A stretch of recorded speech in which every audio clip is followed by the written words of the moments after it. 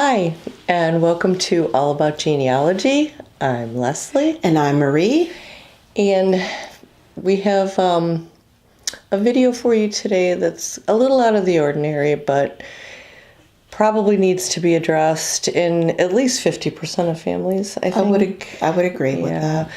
And it's titled, Suicide is Not Painless. This ran as a column that I wrote a few years back in a genealogy magazine that I used to write for, and I thought it was worth doing as a video. I agree. Yeah, I still get emails about this column. It was one of the all-time most popular of the magazine, actually, and you're about to see why. So, I recently lost a friend. He used to be my brother-in-law, but before he was my brother-in-law, he was my friend. Conversely, after he ceased being my brother-in-law, he remained my friend. This friend, because he was family and is still related to my children, had a place in my genealogy program under my first marriage. I have a few selected short stories from that family under his name to amuse my children and later my grandchildren. Because they're stories. Yes. It's their life. Yeah, it's part of who they are.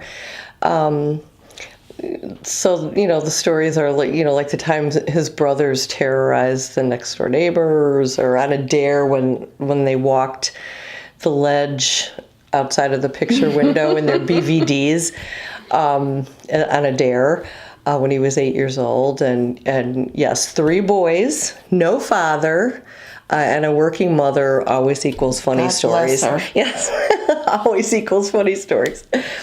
But now that he's gone, I'm having a problem categorizing his death.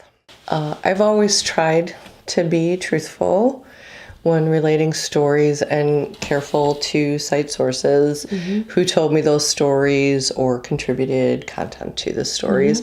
And it's always been important to me that my style be straightforward. I'm a very straightforward person with no soft soaps or apologies in my writing. And I'm kind of like a just the facts ma'am kind of person. But I'm struggling with this one because the death was not natural. I was told that he took his own life. And I've never had to enter an event like this before. Yeah, I've never had to either. Yeah, it had me emotional, and I was puzzled, and it's just something people don't talk about. I feel that I want to protect him as well from writing those words in my genealogy program or in any kind of record, to somehow shield him and others from recognizing what I know was agonizing despair on his part. I've never thought a lot about his memory, or I've thought a lot about his memory, and how I would put a period next to his life that I've documented in my program. And this is what I came up with. This is what I decided, that I would make a bullet point list of his life as I see it at this moment. Because I think bullet points tend to remove some of the emotions out of it, and it's just the facts. Just the facts, yes. And I would include the good and the bad in that as well. Because you're trying to give an accounting of who this person is. I knew him. And I want to make him come to life. It comes with the good and the not so good. Yes, it does. The bad. Yep. And I want to tell stories that, make me want to laugh until I cry because they were so funny. And other stories that, just make me want to cry. And then I'll just leave it. I'll document everything, and then I'll leave it. I'll walk away from it for a year. And make no reference to it nor add to it, and I'll completely divorce myself from that list. Kind of give yourself some time to mourn and go through that process. Yes, so I completely divorced myself from it for a year, And when that year was up, I was better equipped to deal with the real man who passed away, and not the saint as, some people portray they're dead. They sanctify people when it's not warranted. They forget the bad and Right. only focus on the good. Yes. So, it would divorce my, feelings from all that, because I'm so terribly angry at him right now. But in a year's time, my feelings have softened, and after a year, you should be through most of the grieving process. A year to 18 months generally. Then I'll take out my list with a clearer view and portray my children's uncle and my good friend with more clarity. And this is what I did. I said I was going to do that, and that's what I did. It worked out very well.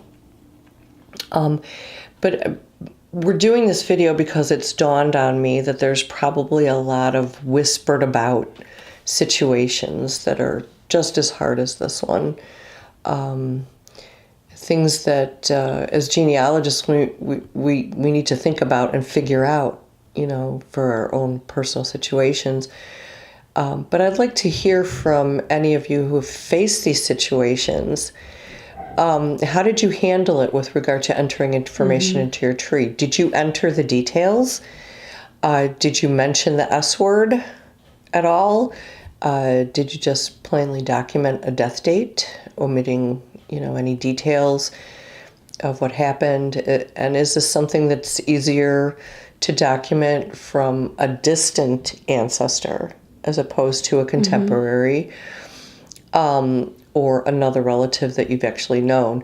But it would be really great if you could comment below so we can all make educated decisions about difficult family issues and genealogy. It's always nice to comfort each other, with topics of discussion like this. So if you'd like to comment, you could do it anonymously. It doesn't matter. It's cathartic for you. It helps educate others.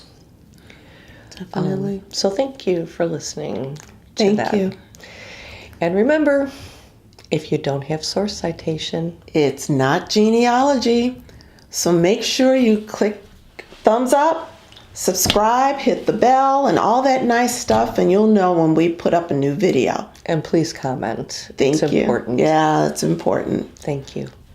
Bye.